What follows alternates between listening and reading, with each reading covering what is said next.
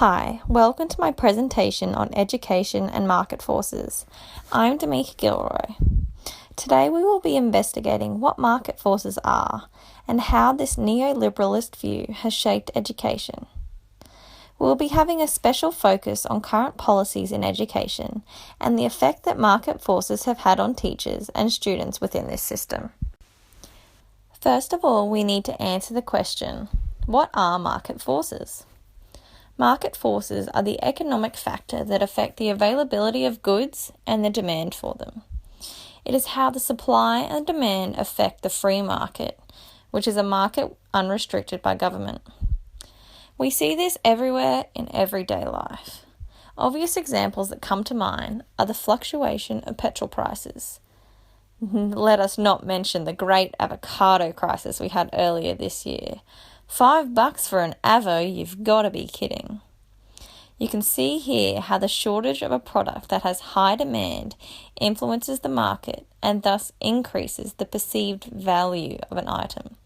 Similarly, a product in surplus with low demand loses value. You may find yourself asking, where does this idea of market forces even come from? Basically, it all started with neoliberalism.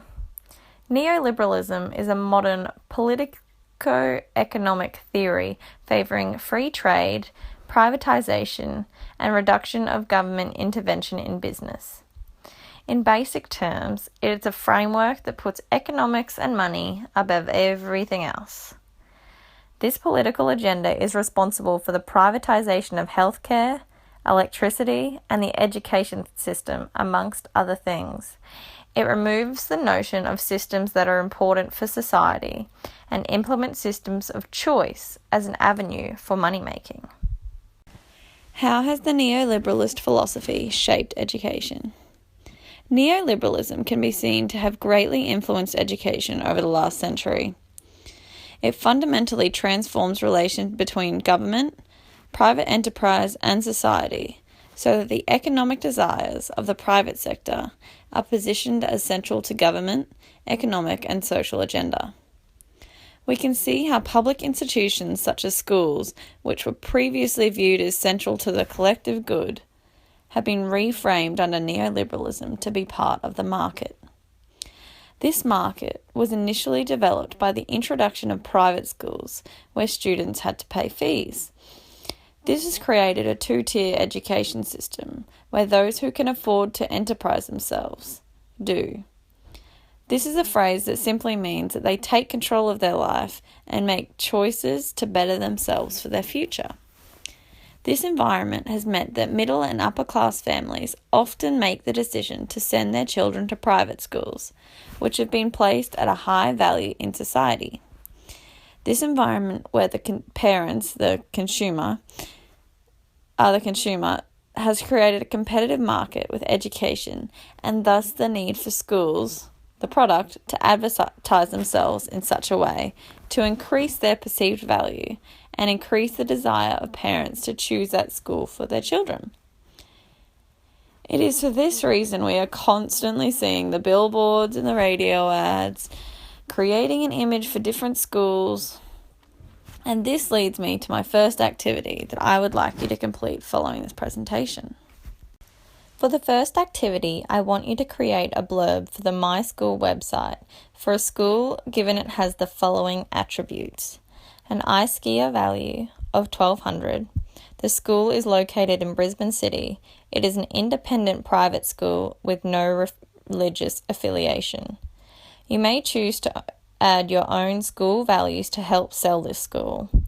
Read through some examples on the My School website in order to gain an understanding of what is expected in this blurb. This activity has been designed to deepen your understanding of just what goes into marketing a school in this competitive environment. Next, I would like to discuss how government policy relates to and/or perpetuates the marketization of education. Let's focus on two of the more recent policies brought in by the government. Firstly, the Students First policy, and secondly, the use of the My School website. The Student First policy is a federally governed policy that has been introduced in the last 2 years in Australian education. Its aim is to put students first and improve the education of Australian children through a number of strategies. Firstly, ensuring high teacher quality by introducing literacy and numeracy testing for teachers, school autonomy, the birth of the independent public schools that are run in a business-type model, increasing parental involvement in education, and lastly, strengthening the curriculum. Whilst on paper these all sound great, I would like to break down 2 points of this policy that directly reflect a neoliberalist approach to education. These being school autonomy and strengthening of curriculum. Firstly, let's break down the notion of creating autonomous school environment. The Australian government has recently pledged $70 million towards the Independent Public Schools Initiative. The initiative uses the funding to help public schools become autonomous in a bid to enable the schools to have larger control. This school ownership has been designed as a way to maximise community and parental involvement, as the school itself has a better idea of community needs and values than the government. You may be thinking, how does this relate to market forces? Independent public schools are designed to run on a business model rather than one of an ordinary state school.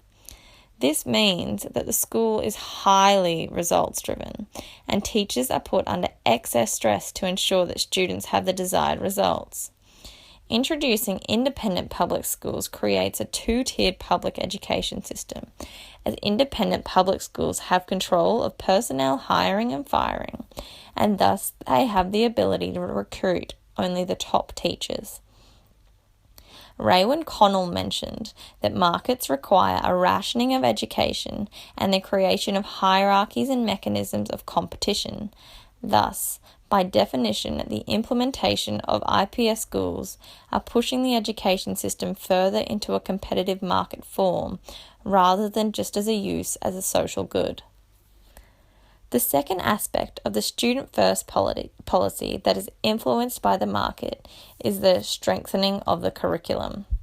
This strengthening of curriculum includes the National Innovation and Science Agenda, restoring the focus on science, engineering, and mathematics at school, and improving the uptake of foreign languages.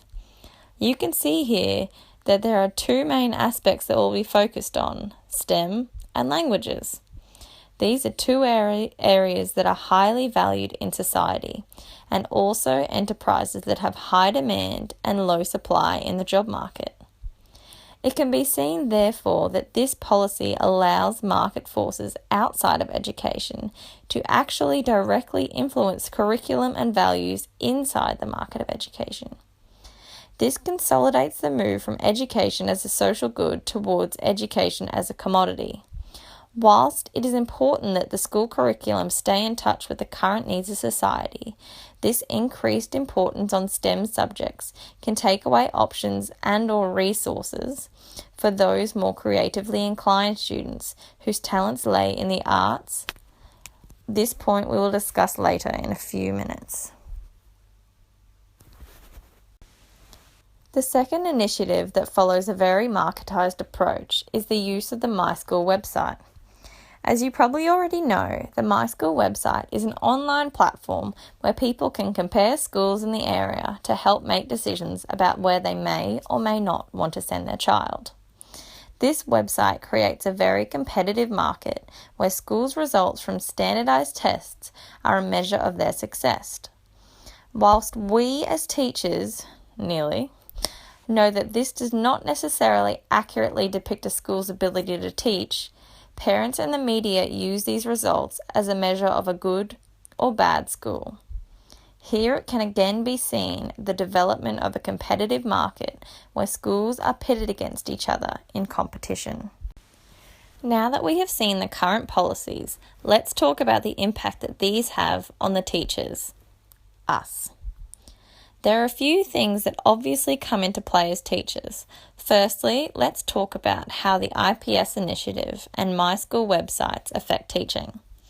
So, as we previously mentioned, independent public schools can be very results driven and therefore can become very stressful for teachers to work in. After reviewing the journal article Data Driven Performativity, Neoliberalism's Impact on Drama Education in Western Australian Secondary Schools, this point has been very clear. The paper highlights the key role that results data plays in everyday schooling life of teachers and how competitive performativity is affecting the education system. A notion that is heavily echoed by Raewyn Connell in her article, The Neoliberalism Cascade of Education. She further notes how this competitive nature now seen in schools has been perpetuated by the My School website. Now, during the investigation undertaken in WA, drama teachers were interviewed, and here are some things that were common amongst the responses. Firstly, teachers noted the high pressure setting that the independent state schools have comparatively to that of regular government schools. In some instances, they even noted how they actually had altered the way they teach, and not necessarily in a good way. An example of this can see by the response given by Tom, an IPS drama teacher. The results are analysed with a fine-tooth comb. Basically, in the last 2 years, I've entirely changed the way I teach, and the course is aimed purely at getting the best results I can. Yeah, there's a lot of pressure. I essentially teach to the exams. This idea of teaching to the test is something repeatedly mentioned throughout literature surrounding this topic, and is something that I expect to continue to be at the forefront of education as competitive performativity continues to blossom in our marketized education system. A second thing commonly mentioned was that there was an increased workload in independent state schools. Teachers noted that due to the results-driven environment, that teachers were expected to work harder to gain the desired results. In fact, some teachers reported giving up their own time for afternoon tutoring 4 days a week to try and just meet the standards. Now, not all outcomes of marketisation of education are negative, though, in relation to teachers. Just as there is now more choices for parents, there are now more choices for teachers. Teachers now have the option of what kind of school they would like to teach in, and teachers who excel have options to be rewarded, such as increased pay at pricey private schools, or in general increased support with less behavioural difficulties than they would see in some public schools. They may have the choice to teach somewhere with greater facilities and resources, something that greatly influences both how enjoyable and how difficult their teaching role may be. This, however, leads me into how neoliberalism might actually affect the students. Privatisation of education has created a system where money matters. We have all talked about socioeconomics and their effects on student education, but I would be amiss not to mention it here, as marketisation of education and socioeconomics are so closely related. Now, we have already noted that marketisation of education was initially created by the implementation of private schools. These private schools have created a market for parents to choose where their children go to school. Now, this is all well and good, but we all know that not everyone can afford private education, meaning that neoliberalism has really just created a market for the wealthy, which has thus created an increased gap between the rich and the poor. Another effect that can be seen from the market approach is within the focus of curriculum. The elevation of STEM within society is heavily reflected within this schooling system, as seen in the Students First policy. This has led to increased expenditure within these fields.